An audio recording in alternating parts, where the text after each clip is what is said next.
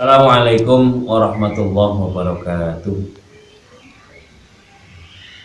Bi syafaati Rasulillah wa bi karamati Syekh Abdul Qadir Jailani wa khususan melalui kitab Arba'in Nawawiyah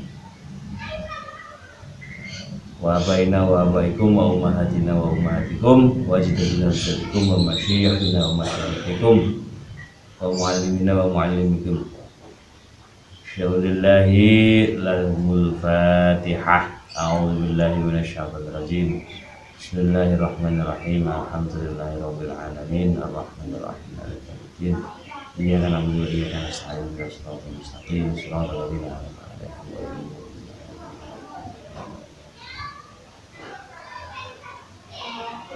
Bismillahirrahmanirrahim. Alhamdulillahi rabbil alamin.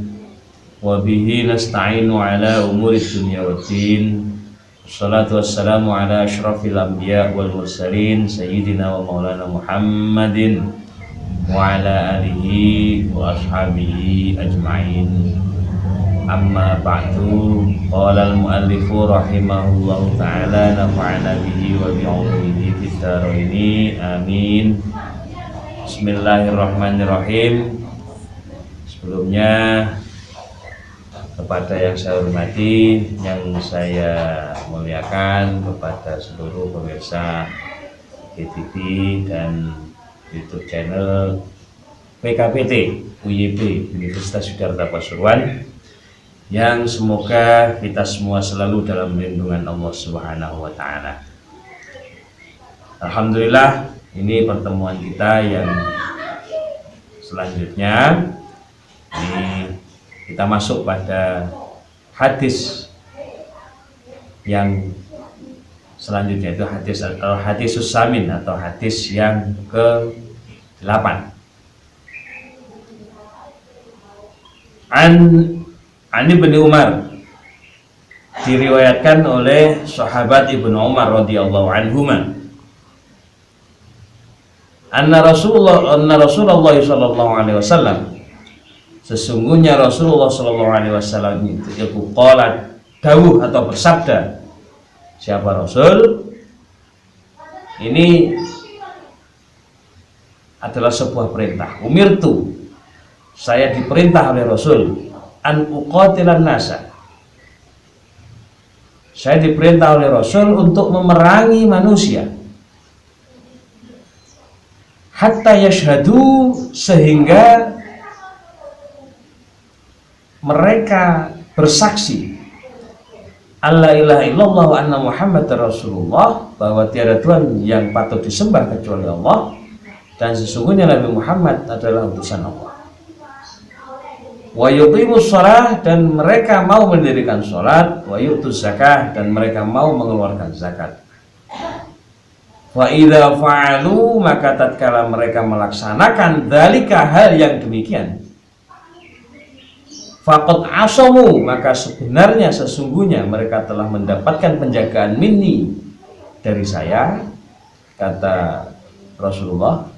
Apa yang dijaga? Dima'uhum, darah-darah mereka, wa amwaluhum, dan harta benda mereka, illa bihaqqil Islam, kecuali dengan selain haknya Islam.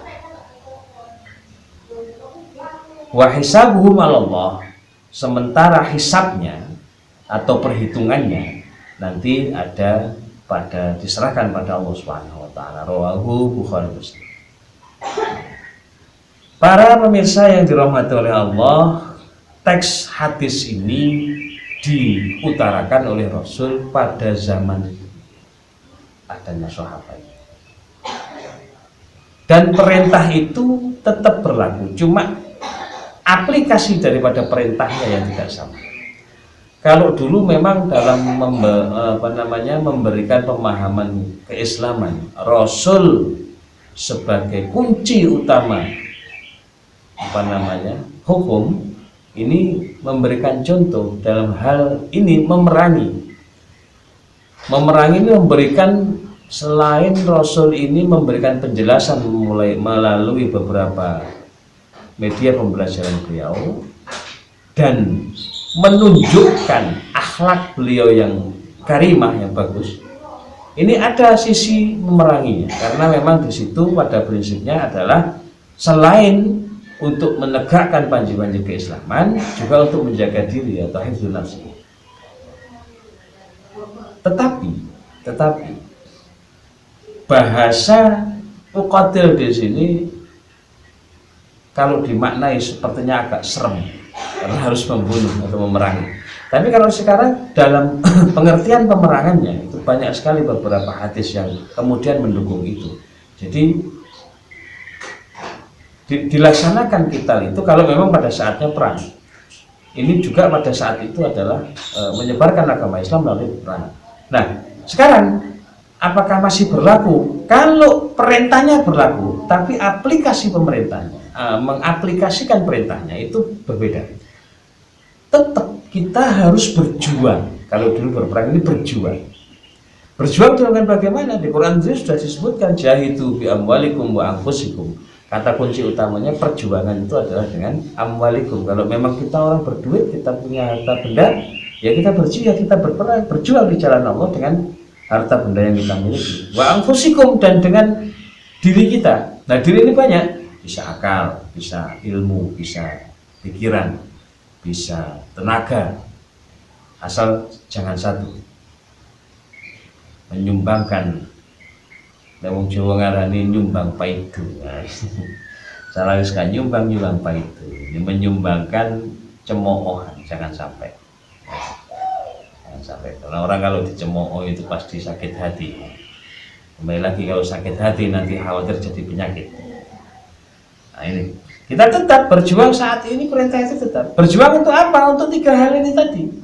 Yang pertama, bagaimana mereka bisa betul-betul meyakini agama Islam. Tapi dalam perjuangannya tidak sama dengan perjuangan perintah berjuangnya pada waktu itu.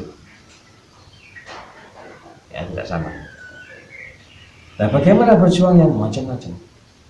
Kalau ulama-ulama dulu yang datang ke Indonesia pertama kali, ini memperjuangkan agama Islam pun dengan akhlaknya yang mulia.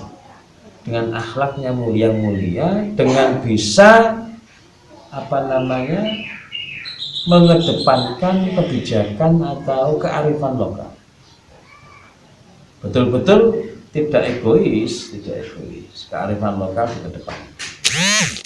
Bagaimana orang dulu mengajaknya luar biasa. Bagaimana orang dulu itu senang, sampai yang Sunan Kalijogo itu, kalau bagaimana mereka itu senang dimasuki oleh beliau. Kalau mereka senang dengan kesenian tradisional, wayang golek dulu dibuat oleh Sunan Kalijogo dengan modifikasi baru, yaitu wayang golek, dan mereka senang dengan cerita wayang golek. Dari situlah dimasukkan unsur-unsur keislaman. Jadi perjuangan tetap, cuma pengaplikasian, implementasi dari perjuangan itu sendiri yang berbeda. Yang kedua, untuk mendirikan sholat, masalahnya sangat urgent sekali.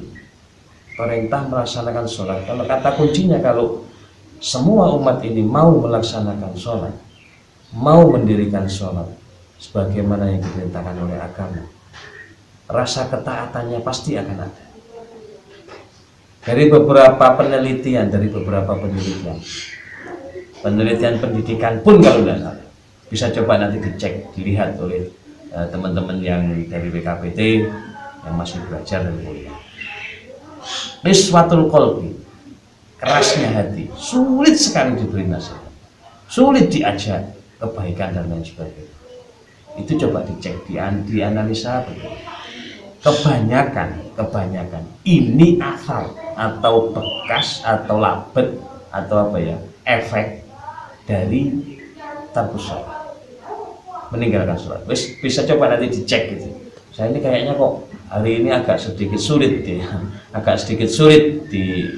dinasehati, dituturi, bagus itu kok sulit, baik kok sulit. Mungkin pada waktu itu ada satu sholat yang hanya dilaksanakan syukur-syukur, atau naudzubillah sampai tarkus sholat atau meninggalkan sholat. Kita sebagai orang tua pun begitu. Coba kalau kita lihat, kalau anak kok sampai tuturannya angel, apa tuturannya itu? Nasihatnya itu kok sulit, nasihatnya kok sulit. Cek saja bagaimana sholatnya. Biasanya selain mungkin meninggalkan atau sholatnya itu syukur-syukur itu ya mungkin kesuciannya, ya kan, toharohnya. Pokoknya yang penting kayak wong tuane Allahu Akbar. Saya diwajah apa nggak tahu ya, pokoknya melaksanakan seperti ini. Ini sebenarnya meninggalkan, dan itu akan sangat berefek sekali.